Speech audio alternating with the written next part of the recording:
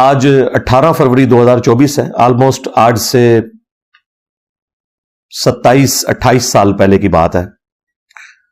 مجھے آج by chance یاد آ گیا 1997 میں جب میں انجینئرنگ یونیورسٹی میں سیکنڈ ایئر میں پڑھتا تھا. تو ہم لوگ چونکہ اس وقت گرین پگڑی باندھا کرتے تھے, دعوت اسلامی کے پلیٹ فارم سے جڑے ہوئے تھے, تو شب برات آئی تو میں نے شب برات کے فضائل کے اوپر ایک بیان دیا تھا. ہمارا اجتماع ہوتا تھا مغرب سے عشاء کے درمیان, یونیورسٹی کے ہاسٹل کی جو پریئر ہال ہے, مسجد تو نہیں, وہ پریئر ہال ہی اسے کہا جاتا تھا. تو ایک وہ وقت تھا, ایک آج کا وقت ہے, زمین و آسمان کا فرق ہے. وہ الیاس قادری صاحب نے ایک پورا کتابچہ لکھا ہوا تھا شعبان سے متعلق. کچھ باتیں اس میں ٹھیک بھی تھی, لیکن جو شب برات کے حوالے سے جو ایگزیجریشن, صوفیاء کی عبادات اور پتہ نہیں کون کون سے نوافل اتنے لمبے چوڑے, تو وہ سارے ہم پڑھ پڑھ کے بیان کیا کرتے تھے. بہرحال الیاس قادری صاحب اس حوالے سے تو میں سمجھتا ہوں بریلوی مکتب کے لیے نعمت ہے. انہوں نے اس مکتب فکر کو صرف رسومات سے ہٹا کر پریکٹیکل دین کی طرف لانے میں اپنی ایفرٹ پٹ کی ہے. ورنہ بریلوی مکتب میں نماز پڑھنا, داڑھی رکھنا, پگڑی باندھنا, یہ صرف علماء کا کام ہوتا تھا. عوام الناس تو صرف میلاد کے جلوسوں میں شامل ہوتی تھی. جس طرح کی بے عملی آپ کو اہل تشیع مکتب میں نظر آتی ہے, چند رسومات کا نام انہوں نے دین رکھ لیا. تو بریلوی فرقے کا بھی یہی حال تھا. الیاس قادری صاحب نے ان سے جو ہمارے عقائد میں اختلافات ہیں وہ اپنی جگہ, لیکن بہت بڑی ایفرٹ پٹ کی ہے. اور ایک اور چیز جو بڑی حیران کن ہے آپ لوگوں کے لیے, کہ اس وقت بھی جب ہم شب برات کے حوالے سے بیانات دیا کرتے تھے یا لیکچرز دیتے تھے دعوت اسلامی کے پلیٹ فارم سے, تو اس میں جو شب برات کے موقع کے اوپر یہ پٹاخے چھوڑے جاتے ہیں اور مختلف قسم کی آتش بازی کے ایونٹ پرفارم ہوتے ہیں, انہیں کنڈیم کرتے تھے. اب تو یہ آلموسٹ ختم ہی ہو چکے ہیں. ہندوؤں کے ساتھ رہ رہ کر ہولی اور دیوالی کی رسومات کے زیر اثر مسلمانوں نے بھی اس رات کے اندر آتش بازی کا سلسلہ شروع کر دیا تھا. آج کل کی ینگ جنریشن کو اس کا آئیڈیا نہیں ہے کہ کتنی زیادہ آتش بازی ہوا کرتی تھی پچھلی صدی کے اینڈ میں. اس صدی کے سٹارٹ کے اندر یہ آہستہ آہستہ دعوت اسلامی کے زیر اثر, ظاہر ہے جب بریلوی مکتب کے بڑے لوگ جنہوں نے شب برات کی رسومات کو گود لیا ہوا تھا وہ خود ہی اعلان برات کر دیں تو پھر ایشو ایڈریس ہو جاتا ہے, ایک نیچرل چیز ہے. تو الیاس قادری صاحب کو یہ میں کریڈٹ دوں گا. اگر کسی ایک بندے کو کریڈٹ جاتا ہے نا بریلویوں میں, وہ الیاس قادری صاحب ہیں, کہ ان کی ایفرٹ کی وجہ سے اس زمانے میں بھی ہم لوگ جب درس و بیان کا سلسلہ کرتے تھے تو باقاعدہ آتش بازی کو کنڈیم کرتے تھے. اور پھر دعوت اسلامی چونکہ ایک تبلیغی جماعت بریلویوں کی, ان کے زیر اثر پھر یہ اتنی بات پھیلی کہ اب اس کی باقیات صرف اتنی ہے کہ مساجد کے اندر آپ کو لائٹنگ نظر آئے گی, سمپل سی, بس یہ شب برات رہ گئی ہے. یا لوگ رات کا قیام کر لیتے ہیں, صبح کے وقت سحری کا بندوبست ہوتا ہے. باقی وہ جو خرافات تھی نا اسپیسیفکلی یہ آتش بازی والی, وہ مکمل طور پہ ختم ہو چکی ہیں الحمدللہ. اس کے پیچھے ہماری اکانومی بھی ہے. اب لوگوں کے پاس اتنا پیسہ بھی نہیں کہ ان کاموں میں صرف کریں, یہ بھی ایک ریزن ہے. اور ایک تیسری ریزن بھی ہے کہ اس قسم کے جو آتش بازی کے سامان رکھنے والی دکانیں تھیں ان میں کئی دفعہ آگ لگی, اس کی وجہ سے کافی گھر ڈیمیج ہوئے. ظاہر ہے وہ بارود ہی رکھا ہوا تھا, ارد گرد کی بلڈنگز بھی گری, تو اس کی وجہ سے گورنمنٹ نے بھی تھوڑی سختی کرنا شروع کی. آہستہ آہستہ یہ معاملہ اب شادی بیاہ کے موقع کے اوپر جو آپ کو یہ چند ایک آتش بازی کے نمونے نظر آتے ہیں یا نیو ایئر کے سٹارٹ کے اوپر, بس یہی رہ گئے. ورنہ سب سے زیادہ اگر آتش بازی ہوتی تھی نا, میں 90s کی بات کر رہا ہوں, جب ہم لوگ ینگ ایج میں تھے, خیر ابھی بھی ہم جوان ہیں الحمدللہ, تو اس وقت اتنی زیادہ یہ ہوتی تھی. اور خود ہم بھی اس میں شامل تھے. انار چھوڑنا, اس طرح وہ ایک ڈزی بنائی ہوئی ہوتی تھی, اس میں وہ فاسفورس تھوڑا ڈال کے دڑل کر کے مارتے تھے. اور یعنی مغرب کے بعد سے یہ طوفان بدتمیزی شروع ہو جاتا تھا. خیر پھر جب دعوت اسلامی کے ساتھ اٹیچمنٹ ہو گئی, پھر آہستہ آہستہ ان چیزوں سے توبہ کی اور اسے کنڈیم کرنا شروع کیا. اب بہرحال یہ کافی حد تک ایشو ایڈریس ہو چکا ہے. اب صرف وہ رسومات جو دین کے نام کے اوپر اس میں جاری ہیں ان کے بارے میں میرا موقف ذرا ڈھیلا ہے، میں اتنا سخت نہیں ہوں. اس کی وجہ یہ ہے کہ کافی کمزور روایتیں ہیں جو اس کو سپورٹیو ہیں. میں اس معاملے میں اتنی سختی نہیں لیتا جتنی باقی لوگ لیتے ہیں. بہرحال صوفیاء نے شب برات کے نام کے اوپر جو عجیب و غریب قسم کی عبادات اور لمبے چوڑے نوافل بتائے ان کی تو کوئی اصل نہیں ہے. جو تھوڑا بہت ملتا ہے وہ میں انشاءاللہ بتا دوں گا آپ کو. اہل سنت کے ہاں تو یہ شب برات منائی جاتی ہے چھٹکارے کی رات. برات عربی زبان میں کہتے ہیں چھٹکارے کی رات. 14 اور 15 شعبان کی درمیانی رات اور 15 شعبان کا روزہ رکھا جاتا ہے. اہل تشیع کے ہاں بھی آپ کو اس رات دیگیں کھڑکتی ہوئی سنائی دیں گی. ویسے تو آپ اہل تشیع کی مساجد کے باہر سے گزریں تو تقریباً ہر ہفتے کوئی نہ کوئی دیگ کھڑک رہی ہوتی ہے، کوئی نہ کوئی ایکٹیویٹی. کبھی کسی امام کی ولادت کا دن آ جاتا ہے، کبھی کسی امام کی شہادت کا دن آ جاتا ہے. وہ بس شیطان کے ہتھے چڑھ چکے ہیں، انہوں نے اس قسم کی رسومات کو دین کا نام دے دیا ہے. نہ کوئی نماز کے ساتھ لینا دینا، نہ کوئی روزوں کے ساتھ لینا دینا. بس محرم کے موقع کے اوپر چند ایک ایکٹیویٹیز، ان میں سے بھی اکثر بدعت ہی ہیں جو دین میں داخل کر دی ہیں دین کے نام کے اوپر. اور باقی پورا سال یہ جو مختلف ان کی تاریخیں چلتی رہتی ہیں. تو عین اس رات میں بھی وہ ایک ایکٹیویٹی پرفارم کر رہے ہوتے ہیں، اسے وہ شعبانیہ کا نام دیتے ہیں. عام لوگوں کو تو ظاہر نہیں پتا، اہل سنت کو بھی نہیں پتا کہ وہ شب برات نہیں منا رہے ہوتے. اس رات امام محمد مہدی ابن حسن العسکری، جو ہمارے نزدیک امام مہدی قرب قیامت میں آئیں گے، ان کے نزدیک پیدا ہو کر وہ غیابت میں جا چکے ہیں، ان کی ولادت کی رات ہے وہ 14 اور 15 کی درمیانی رات شعبان المعظم کی. تو وہ ان کی ولادت کی رات کے طور پر وہ لائٹنگ اور وہ دیگیں اور وہ باقی سارے معاملات کر رہے ہوتے ہیں. اہل تشیع بھی اس رات کو ایکٹیویٹی کے طور پہ نہیں مانتے. اہل تشیع کا بھی جو شب برات یا لیلۃ القدر کے حوالے سے موقف ہے وہ وہی ہے جو اہل علم اہل سنت کا ہے کہ وہ رمضان المبارک میں وہ رات آتی ہے. میں انشاءاللہ اس کے اوپر ڈسکشن بھی کر دوں گا، لیکن یہ میں نے تمہیداً آپ کو بتایا کہ یہ معاشرے کے اندر کیا چل رہا ہے. اگر آپ ان صوفیاء کے گروہ سے، جن میں اکثریت بریلویوں کی ہے، دیوبند بھی کسی حد تک اس کے قائل ہیں، سوائے ان چند دیوبندی علماء کے کہ جو اہل حدیث مکتب کے زیر اثر آ گئے تو وہ ان چیزوں کا انکار کر رہے ہیں. اوورآل دیوبندی مکتب بھی ظاہر ہے وہی صوفیزم کی لیگیسی کو لے کے چل رہے ہیں. ان کے نزدیک یہ جو رات ہے شب برات، یہ شعبان المعظم کی 14 اور 15 کی درمیانی رات ہے، یعنی 15ویں رات. چونکہ اسلامی کیلنڈر میں رات پہلے آتی ہے دن بعد میں، تو ان کے نزدیک یہ رات وہ رات ہے جس میں اللہ تعالیٰ نے قرآن حکیم کو لوح محفوظ سے اتارا آسمان دنیا کے اوپر، اور پھر گریجولی 23 سال کے اندر قرآن حکیم آسمان دنیا سے نیچے نازل ہوا. اب ان سے پوچھیں یہ کہاں لکھا ہوا ہے، تو ان کے پاس دلیل کوئی نہیں ہے، اور وہ زبردستی اس کانسیپٹ میں وزن بھرنے کے لیے قرآن حکیم میں سورہ الدخان سورت نمبر 44 پارہ نمبر 25 اس کی ابتدائی جو آیات ہیں ان کا سہارا لیتے ہیں. وہ کہتے ہیں قرآن میں اس رات کا ذکر موجود ہے.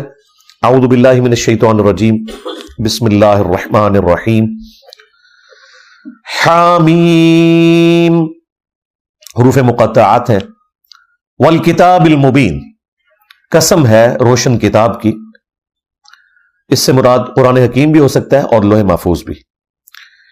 انا انزلناہ فی لیلۃ مبارکہ، بے شک ہم نے اس قرآن کو نازل کیا ایک بابرکت رات میں. انا کننا منذرین، بے شک ہم ڈر سنانے والے ہیں، یعنی آخرت کا ڈر سنانے والے ہیں. اس کتاب کے ذریعے ہم نے آخرت کی جواب دہی کی آگاہی کروائی انسانیت کو اپنے محبوب صلی اللہ علیہ وآلہ وسلم کے ذریعے. فیہا یفرق کل امر حکیم، اور اس مبارک رات میں ہر اہم کام بانٹ دیا جاتا ہے، یعنی فرشتوں میں کام سونپ دیے جاتے ہیں اللہ تعالیٰ کی طرف سے. پورے سال کا ایک شیڈیول دے دیا جاتا ہے. امر من عندنا، اور یہ سارے کام ہماری طرف سے ان کے سپرد کیے جاتے ہیں. انا کننا مرسلین، اور بے شک ہم ہی فرشتے بھیجتے ہیں. رحمتم من ربک، یہ رحمت ہے تیرے رب کی. انہ هو السمیع العلیم، بے شک وہ سننے والا ہے، علم والا ہے. تو یہ جو 6 آیات ہیں وہ کہتے ہیں ان 6 آیات کے اندر جو بابرکت رات رپورٹ ہوئی ہے وہ شب برات یعنی شعبان کی 15ویں رات ہے. اور کہتے ہیں دیکھیں اس میں واضح ہے کہ اس رات میں ہر اہم کام فرشتوں کے سپرد اللہ تعالیٰ کر دیتا ہے. جو آپ نے سنا ہے کہ جی وہ پورے سال میں جن لوگوں نے مرنا ہوتا ہے ان کے نام بتا دیے جاتے ہیں. اسی طریقے سے کس کو کتنا رزق ملنا ہے وہ بتا دیا جاتا ہے. ہر طرح کے امپورٹنٹ کام سپرد کر دیے جاتے ہیں. حالانکہ قرآن اگر یہ کہہ رہا ہے نا کہ ہم نے اس قرآن کو ایک بابرکت رات میں نازل کیا، تو پھر سب سے پہلے تو قرآن سے ہی پوچھنا چاہیے کہ وہ بابرکت رات کس مہینے میں آتی ہے، وہ کون سی رات ہے. اور اگر قرآن میں نہ ملے تو پھر صحیح الاسناد احادیث میں. لیکن اللہ کا شکر ہے کہ صحیح الاسناد احادیث تک جانے کی نوبت ہی نہیں آتی. قرآن حکیم نے خود بتا دیا ہے کہ قرآن کب نازل ہوا. وہ سورۃ البقرہ میں مشہور آیت شہر رمضان الذی انزل فیہ القرآن، رمضان کا مہینہ ہے وہ جس میں قرآن نازل ہوا. ہدی للناس، پوری انسانیت کے لیے یہ ہدایت ہے. کہتے ہیں صرف نیک لوگوں کو ہدایت ملتی ہے، نہیں، قرآن کہہ رہا ہے پوری انسانیت کے لیے. اور وہ جو سورۃ البقرہ کے سٹارٹ میں ہے ہدی للمتقین، اس سے بھی مراد ہے پوری انسانیت. اور پوری انسانیت میں وہ لوگ جو ڈر جائیں اس تصور سے کہ جس رب نے ہمیں ہماری مرضی کے بغیر پیدا کیا وہ قیامت والے دن ہمیں پوچھے گا. متقی سے مراد یہ نہیں ہے کہ کوئی صرف پرہیزگار لوگ مراد ہے، ڈر جانے والے لوگ. ہدی للناس، پوری انسانیت کے لیے ہے یہ ہدایت. وبینات من الہدی والفرقان، اور اس میں ہدایت کے روشن دلائل ہے اور یہ الفرقان ہے یعنی حق اور باطل میں تمیز کرنے والی کتاب. اور یہ الفرقان کی صفت صحیح بخاری میں ہمارے محبوب امام کائنات سید الاولین والآخرین شفیع المذنبین رحمت للعالمین سیدنا و مولانا امام اعظم محمد رسول اللہ صلی اللہ علیہ وآلہ وسلم کے لیے بھی رپورٹ ہوئی. صحیح بخاری میں حدیث ہے محمد فرق بین الناس، محمد لوگوں میں حق اور باطل میں فرق ہے. قرآن بھی الفرقان ہے، نبی الاسلام بھی الفرقان ہے. بہرحال اس آیت سے آپ کو یہ پتا چل گیا کہ رمضان مبارک وہ مہینہ ہے جس میں قرآن نازل ہوا. لہذا اب اس کو سورہ الدخان کی ابتدائی 6 آیات کے ساتھ جوڑ لیں جس میں اللہ تعالی نے فرمایا تھا حامیم والکتاب المبین انا انزلناہ فی لیلۃ مبارکۃ انا کنا منذرین، ہم نے اسے بابرکت رات میں نازل کیا اور ہم ڈر سنانے والے ہیں. تو وہ بابرکت رات رمضان المبارک کے اندر ہے. یہ کسی مفتی کا فتویٰ نہیں ہے، کسی صحابی کا فتویٰ نہیں ہے، یہ اللہ تعالیٰ نے خود بتا دیا قرآن کے اندر. لہذا اب وہ کہانی تو ختم ہوگی کہ قرآن حکیم جو ہے وہ شعبان کے اندر نازل ہوا ہے. اب چونکہ انہیں پتا تھا کہ قرآن اس کے خلاف ہے، انہوں نے نئی کہانی ایک گھڑی جو میں آپ کو سٹارٹ میں بتا چکا کہ نہیں جی قرآن 2 دفعہ نازل ہوا ہے. ایک دفعہ لوح محفوظ سے آسمان دنیا پہ، وہ ہوا تھا شب برات شعبان کی 15ویں رات، اور دوسری دفعہ جو نازل ہوا آسمان دنیا سے زمین پر وہ کہتے ہیں وہ رمضان میں ہوا. ہم کہتے ہیں لکھا کدھر ہوا ہے؟ کہتے ہیں بزرگوں نے بتایا. یہ تو اتنا بڑا ٹروتھ تھا، یہ قرآن میں آنا چاہیے تھا کہ شعبان کا مہینہ ہے وہ جس میں ہم نے قرآن کو نازل کیا لوح محفوظ سے آسمان دنیا پر، اور رمضان کا مہینہ ہے وہ جس میں ہم نے قرآن کو نازل کیا آسمان دنیا سے محمد رسول اللہ صلی اللہ علیہ وآلہ وسلم کے قلب اطہر کے اوپر. لیکن قرآن و سنت بالکل خالی ہیں اس سے. پھر اسپیسیفکلی یہ جو رات ہے اس کی شان میں اللہ تعالیٰ نے پوری سورت نازل کر دی ہے. یہ کوئی چھوٹی بات نہیں ہے، ایک رات کے بارے میں پوری سورت قرآن میں نازل ہوئی ہے، اور وہ ہے سورۃ القدر. قدر عربی زبان میں کہتے ہی تقدیر کو ہے، ڈیسٹنی کی رات جس میں تقدیر کے فیصلے ہوتے ہیں. ایک تو سب سے بڑا فیصلہ ہوا یعنی قرآن نازل ہوا، اللہ تعالی کے اس کائنات کے لیے جو بڑے بڑے فیصلے ہیں ان میں سے اگر کوئی ٹاپ آف لسٹ فیصلہ ہو سکتا ہے وہ قرآن کا نزول ہے. انسانیت کے ساتھ آخری دفعہ اللہ تعالیٰ نے اپنے پیغمبر صلی اللہ علیہ وآلہ وسلم کے ذریعے کلام فرمایا. تو اس سورت کا نام ہی سورت القدر ہے، یعنی تقدیر والی سورت، جس میں ڈیسٹنی، تقدیر کے فیصلے ہوتے ہیں. عزت والی رات، یہ بھی ترجمہ کیا جا سکتا ہے. یہ سورت نمبر ہے 97.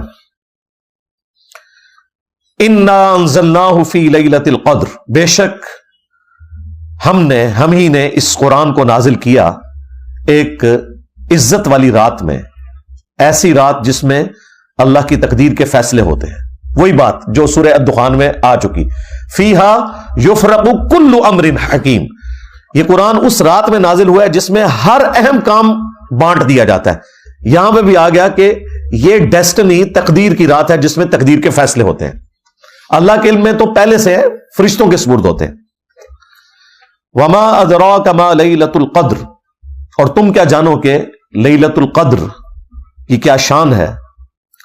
لیلۃ القدر خیر من الف شہر، یہ تو وہ رات ہے لیلۃ القدر جو 1000 مہینوں سے افضل ہے. یعنی اس رات میں عبادت کرنا 1000 مہینوں، آلموسٹ 90 سال کے قریب بنتا ہے یہ عرصہ، اس سے افضل ہے.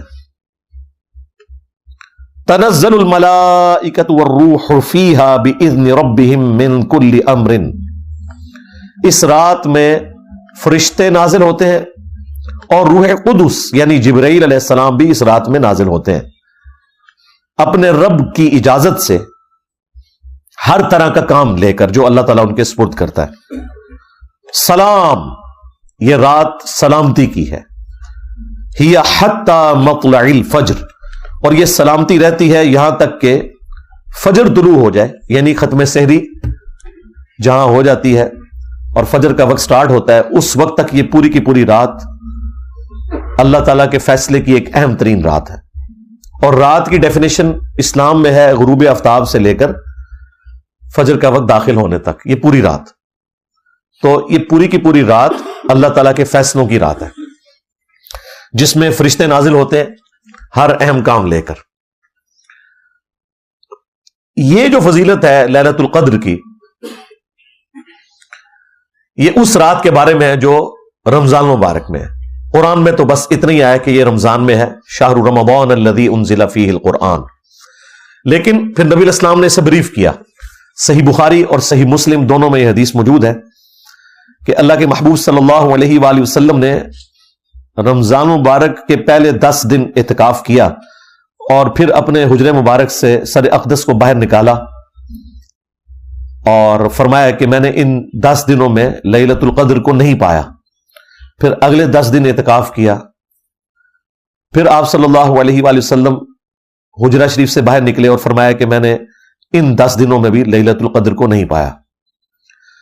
اور پھر آپ علیہ السلام نے فرمایا کہ مجھے اللہ تعالیٰ نے بتایا کہ یہ رمضان مبارک کے آخری عشرے یعنی آخری جو 10 دن ہیں ان کی تاک راتوں میں سے کوئی رات ہے. 21ویں بھی ہو سکتی ہے، 23ویں بھی، 25ویں بھی، 27ویں بھی اور 29ویں بھی. یعنی یہ آخری جو 5 تاک راتیں ہیں ان میں سے کوئی ایک رات ہے. نبی علیہ السلام کو وحی کے ذریعے بتایا گیا. تو تم اسے رمضان مبارک کے آخری عشرے کی تاک راتوں میں تلاش کرو. تلاش کرنا مطلب یہ نہیں کہ کچھ آپ کو نظر آنا ہے. یہ پبلک میں مشہور کیا ہوا ہے جی سمندر کا پانی شہد سے زیادہ میٹھا ہو جاتا ہے، اور خدا نہ آ جائے گوریا نے کدھر سن لیا نا، پہلے تھوڑی مٹی پلید ہوئی ہوئی ہے. اچھا، انہی باتوں کی وجہ سے آج کل کے جو ماڈرن مسلمان ہیں یا ایون نان مسلم جو ہے وہ ہماری ویڈیوز کو اپریشیٹ کرتے ہیں کہ یار کوئی لاجیکل بندہ آیا ہے جس نے کوئی سینس کے ساتھ بات کی ہے. لیکن ہمارے مسلمانوں میں گھسے ہوئے لوگ اس کو غلط رنگ دیتے ہیں کہ جی انجینئر صاحب ان کے اعلی کار ہیں، کبھی کہتے ہیں یہ کوئی یہود و نصارہ کا ایجنٹ ہے. تو یہ لاجیکل گفتگو ہو رہی ہے. اس سے زیادہ سخت الفاظ میں اہل حدیث مکتب کے لوگ کرتے تھے، لیکن ان کے فرقے سے ان کو نقصان نہیں ہوا. نقصان تو ہوا ہے ہماری دعوت حق سے جو نبی علیہ السلام کی مبارک دعوت حق ہے، اس لیے انہیں تکلیف ہو رہی ہے. ہمارا تو ایک نعرہ ان کو لے ڈوبا ہے، کون سا؟ میرے نبی عیسیٰ ہے ہی کوئی نہیں، تیرے بابے تھے، شے ہی کوئی نہیں. تو اس کی وجہ سے پھر وہ سارا غصہ میرے اوپر نکالتے ہیں. تو شکر کریں کہ گوروں کو اردو نہیں آتی اور آپ کو انگریزی نہیں آتی. ہاں، انہوں نے سمندر کے کنارے کھڑے ہو جانا ہے اور انہوں نے آپ کو 5 راتوں کا ڈیٹا نہیں دینا، رمضان کی 30 راتوں کا ڈیٹا دینا ہے کہ جی یہ جناب ہم نے یہ سیمپل لے رہے ہیں تو بتائیں اس میں کون سا شاید سے زیادہ میٹھا ہے. جی درخت سارے سجدے میں گر پڑتے ہیں. انہوں نے کہنا نہیں لے جی ہم نے CCTV کیمرے لگائے ہوئے ہیں. انسان کو تو نیند بھی آ جاتی ہے، اونگ بھی آ جاتی ہے، کتا بھی رات کو سو سکتا ہے، CCTV کیمرہ تو نہیں سوتا. تو کہیں گے دسو کیا ہے؟ تو یہ کہانیاں سنانی بند کریں. ایون نبی علیہ السلام کے زمانے میں بھی جب شب قدر آئی ہے نا، صحابہ کو نہیں پتا چلا. آپ کو خواب دکھائی گئی تھی اور ظاہر ہے نبی کا خواب وہی الہی ہوتا ہے. آپ نے فرمایا کہ وہ رات ایسی رات ہوگی کہ جس صبح میں فجر کی نماز پڑھوں گا تو میرے ماتھے پر کیچڑ کا نشان ہوگا. صحابہ کرام کہتے ہیں وہ 21ویں رات جب فجر کے وقت نبی علیہ السلام نے نماز پڑھائی تو اس رات کافی بارش ہوئی تھی، مسجد نبوی کا چھت ٹپک رہا تھا، اور چونکہ آپ نیکڈ زمین کے اوپر ہی نماز پڑھا کرتے تھے تو جب آپ نماز کے بعد ہماری طرف متوجہ ہوئے تو ہم نے کیچڑ کا نشان آپ کے ماتھے پہ دیکھا. تو ہم نے کہا اچھا یہ رات تھی. یار اگر صحابہ کا یہ سٹیٹس ہے کہ انہیں صبح پتہ چلتا ہے تو یہ جو کہانیاں کرواتے ہیں کہ جی وہ رات کو ہمیں پتہ چل جائے گا یہ نشانی ظاہر ہوگی، کوئی نشانی نہیں ظاہر ہوگی بھائی. اور یہ فکس بھی نہیں ہے، یہ بھی ذہن میں رکھیے گا. نبی اسلام کے مبارک زمانے میں 21ویں رات آئی، یہ 23ویں بھی ہو سکتی ہے. اہل تشیع زیادہ زور دیتے ہیں 23ویں کے اوپر، لیکن وہ بھی مانتے ہیں کہ 21ویں بھی ہو سکتی ہے. کچھ صحابہ کرام صحیح مسلم میں آتا ہے وہ 27ویں کو مانتے تھے. تو یہ ویری کرتی ہے. یہ اللہ تعالیٰ نے بیسیکلی شب قدر کی ایک سیلیبریشن رکھی ہوئی ہے. کسی سال وہ 21ویں کو سیلیبریٹ کرتا ہے اللہ تعالیٰ، کسی سال 23ویں کو، کسی سال 25ویں کو، کسی سال 27ویں کو. مقصد یہ ہے کہ وہ 10 دن آپ اللہ کو دیں، وہ طاق راتیں دیں. جو بخاری مسلم میں آتا ہے کہ جب آخری عشرہ شروع ہوتا تھا نبی علیہ السلام خود بھی رات کو جاگتے تھے اور اپنے گھر والوں کو بھی جگاتے تھے کہ وہ رات کو عبادت کریں. ان راتوں کو زندہ کرنا مقصد ہے، اور وہ بخاری مسلم میں حدیث ہے. نبی علیہ السلام نے فرمایا جس نے ایمان اور احتساب کے ساتھ شب قدر کا قیام کیا اللہ تعالیٰ اس کے پچھلے سارے گناہوں کو معاف فرما دے گا. ہاں، تو وہ فضیلت بیسیکلی حاصل کرنی ہے آپ نے قیام کر کے. شب قدر اگر آپ کو مل گئی، یعنی وہ اللہ کے علم میں کون سی ہے، تو یقیناً اگر آپ آخری طاق راتوں میں قیام کرتے ہیں آپ کو مل گئی، کوئی نشانی نہیں ظاہر ہونی. اور یہاں تو چاند کا بھی جھگڑا رہتا ہے. بہتر یہ ہے کہ آپ آخری 10 کے 10 دن ہی کریں، بلکہ پورا رمضان اہتمام کریں کہ رات کا قیام کریں. اور وہ بھی بخاری مسلم میں اسی حدیث میں ہی آتا ہے کہ جس نے ایمان اور احتساب کے ساتھ رمضان کا قیام کیا اس کے بھی پچھلے سارے گناہ معاف، اور جس نے ایمان اور احتساب کے ساتھ رمضان کے روزے رکھے اس کے بھی پچھلے سارے گناہ معاف. یہ تینوں باتیں شب قدر، قیام اللیل اور رمضان کے بارے میں ایک ہی حدیث میں. اور پھر یہ جو فضیلت پوری رات کی اللہ تعالی کی طرف سے اس لیلۃ القدر میں، یہ روزانہ بھی کسی نہ کسی درجے میں فضیلت موجود ہے. وہ صحیح بخاری اور صحیح مسلم دونوں میں حدیث ہے کہ اللہ تعالیٰ روزانہ آخری تہائی رات جب رہ جاتی ہے نا، یعنی رات سٹارٹ ہوتی ہے غروب آفتاب سے لے کر فجر کا وقت شروع ہونے تک، یہ اگر 6 گھنٹے بنتے ہیں نا تو اس کو آپ 3 پہ ڈیوائڈ کریں، جو آخری 2 گھنٹے ہیں نا، 1 تہائی رات آخری جو رہ جاتی ہے، اس میں اللہ تعالیٰ آسمان دنیا پر روزانہ نزول فرماتا ہے جیسا کہ اس کی شان کے لائق ہے، اور کہتا ہے کہ ہے کوئی مجھ سے بخشش مانگنے والا میں اسے بخش دوں، ہے کوئی مجھ سے سوال کرنے والا میں اسے عطا کروں. اور اللہ تعالیٰ کی طرف سے یہ مسلسل ندا آتی ہے یہاں تک کہ فجر کا وقت داخل ہو جائے. یہ روزانہ کے لیے